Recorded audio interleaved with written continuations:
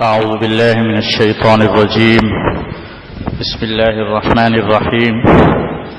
ولا تنكحوا المشركات حتى يؤمن ولأمة مؤمنة خير من مشركة ولو أعجبتكم ولا تنكحوا المشركين حتى يؤمنوا ولعبد مؤمن خير من مشرك ولو أعجبكم أولئك يدعون إلى النار والله يدعو إلى الجنة والمغفرة بإذنه ويبين آياته للناس لعلهم يتذكرون. اللہ تعالیٰ نے ارشاد فرمایا،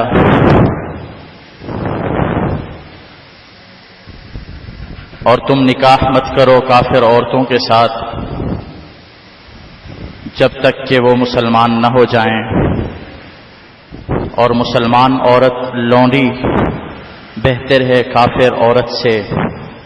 اگرچہ وہ تمہیں اچھی لگے، اور تم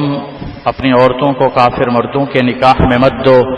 جب تک وہ مسلمان نہ ہو جائیں، اور مسلمان مرد غلام ہو بہتر ہے کافر مرد سے اگرچہ وہ کافر تم کو اچھا لگے. یہ لوگ جہنم کی طرف بلاتے ہیں اور اللہ تعالیٰ جنت کی طرف اور بخشش کی طرف بلاتا ہے اپنے حکم سے. اور اللہ تعالیٰ تم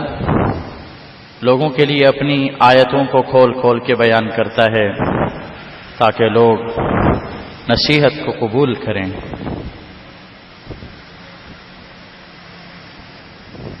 اس آیت میں ایک اہم مسئلہ یہ بیان فرمایا گیا ہے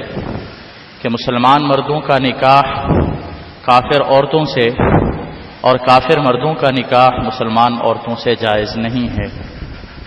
وجہ اس کی یہ ہے کہ کافر مرد اور کافر عورتیں انسان کو جہنم کی طرف لے جانے کا سبب بنتے ہیں، کیونکہ نکاح کی زندگی، ازدواجی زندگی اور ازدواجی تعلقات آپس کی محبت، مودت اور اتحاد، یہ تمام چیزیں چاہتی ہے. یہ زندگی بغیر قریبی محبت کے اور ان تعلقات کے پوری ہی نہیں ہوتی، اور مشرکین کے ساتھ اس قسم کے تعلقات، بہت قریبی تعلقات، محبت اور مودت کے تعلقات کا لازمی نتیجہ یہ نکلے گا کہ ان کے دل میں بھی کفر اور شرک کی طرف میلان پیدا ہو سکتا ہے، کفر و شرک کی طرف مائل ہو سکتا ہے، یا کفر اور شرک کی نفرت دلوں سے نکل سکتی ہے، جس کا نتیجہ یہ نکل سکتا ہے کہ یہ بھی کفر و شرک میں مبتلا ہو سکتے ہیں، جس کی جزا جہنم ہے، اللہ کی نافرمانی ہے. جبکہ اللہ تعالیٰ تمہیں جنت اور مغفرت کی طرف دعوت دیتا ہے اور بلاتا ہے، اور اللہ تعالیٰ تمہارے لیے صاف صاف احکام کو بیان کرتا ہے تاکہ لوگ نصیحت پر عمل کریں. قرآن کریم میں اس جگہ پر لفظ مشرک استعمال ہوا ہے، مردوں کے لیے بھی اور عورتوں کے لیے مشرکہ استعمال ہوا ہے. تم اپنی مسلمان عورتوں کا نکاح مشرک مردوں سے نہ کراؤ، اور تم اے مسلمان مردوں مشرک عورتوں سے نکاح نہ کرو.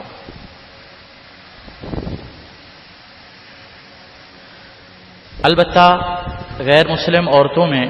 اہل کتاب کی غیر مسلم عورتیں اس حکم سے مستثنا ہیں.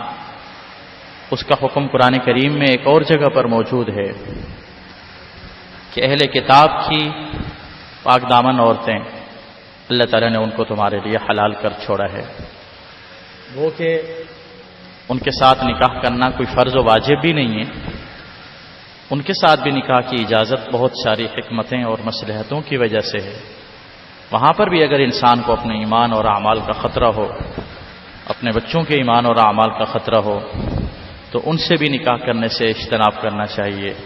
حضرت عمر رضی اللہ تعالی عنہ نے مسلمان مردوں کو بہت سختی کے ساتھ تاکید فرمائی تھی کہ نکاح نہ کریں، اجتناب کریں اس سے، اور وجہ یہی تھی کہ کہیں تمہارا اور تمہارے بچوں کے ایمان اور اعمال کا نقصان نہ ہو جائے، خطرے میں نہ پڑ جائے. پھر فرمایا کیا مسلمان عورتیں کم پڑ گئی ہیں؟ کیا مسلمانوں کی لڑکیاں کم ہو گئی ہیں جو تم یہود و نصارہ کی عورتوں کی طرف جاتے ہو؟ لیکن بہرحال بنیادی طور سے اہل کتاب یعنی یہود و نصارہ کی عورتوں سے نکاح کرنا جائز ہے، اور ان سے نکاح ہو جاتا ہے اور اولاد کا نسب بھی ثابت ہوتا ہے۔ البتہ بعض روایات میں اور مختلف حدیثوں کے اندر مسلمانوں کو ترغیب دی گئی ہے کہ اپنے لیے نکاح کے لیے دیندار صالح عورت کو تلاش کریں، جو تمہارے دین میں معاون بنے، تمہارے اولاد کے دین کے لیے معاون بنے، اور تمہارے بچوں کے دیندار بننے کا موقع میسر آئے۔ جب ایک مسلمان بے دین عورت کو پسند نہیں کیا گیا کہ اس کے ساتھ نکاح کیا جائے، تو کسی غیر مسلم سے نکاح کو کیسے پسند کیا جائے گا؟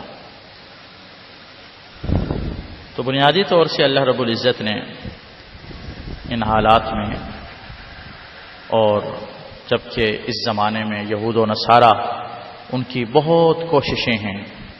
کہ مسلمان مردوں کو اپنے قریب کر کے اور ان کے دین کا نقصان ان کو پہنچائیں، ان کی نسلوں کو ان کا دین کے حوالے سے گمراہ کریں اور دین سے دور کریں، تو ایسے موقع پر اپنی اور اپنے بچوں کے ایمان اور اعمال کی فکر کرنا ہر مسلمان کی ذمہ داری ہے۔ بہرحال مشرک عورت کے ساتھ، چاہے وہ ہندو ہو، چاہے وہ بدھ مت ہو، چاہے وہ لادین ہو،